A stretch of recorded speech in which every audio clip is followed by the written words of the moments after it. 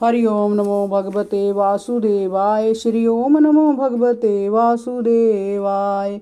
और उन्हीं के अनुरूप उन्हें वरदान और दंड देते हैं। वह अजन्मे हैं, किंतु साधुओं के परितारण के लिए, दुष्ट कर्मों के दलन के लिए, लीला करने के और अपने अस्तित्व का बोध कराने के लिए वह प्राय अवतार लेते हैं।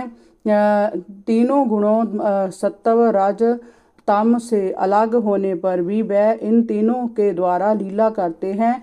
उन्हीं के द्वारा वह जगत की रचना, पालन और संहार करते हैं। जय जीव भ्रम के कारण और अपनी अहं बुद्धि से अपने को ही करता और मैं मेरा मानने लगता है, जो असत्य है।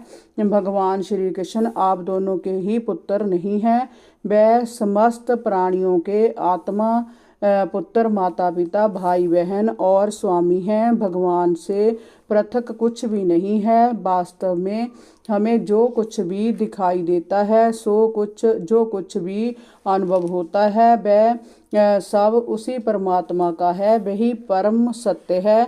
परीक्षित, उद्धव जी और नंद बाबा के मध्य रात भर इसी प्रकार से बातें होती रही। रात कब बीत गई कुछ पता ही नहीं चला। भोर होने पर गोपियां उठी और भगवान श्री कृष्ण की लीलाओं के मंगल गीत गाने लगी, तो उद्धव जी का ध्यान भंग हो गया। नंद बाबा और यशोदा को भेजकर वह उठ खड़े हुए और नित्य कर्म से निवृत्त होने चले गए। उनके कानों में निरंतर भगवान श्री कृष्ण के चरित्र को लेकर गीत सुनाई देते रहे।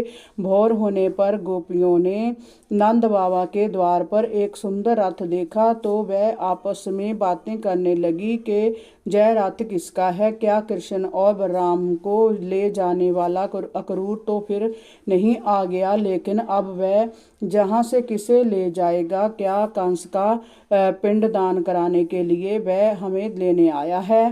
अब वह क्यों आया है? जय वे इस प्रकार बातें कर रही थी, तभी नित्य कर्म से निवृत्त होकर उद्धव जी वहां आ पहुंचे। हरि ओम नमो भगवते वासुदेवाय। श्री ओम नमो भगवते वासुदेवाय।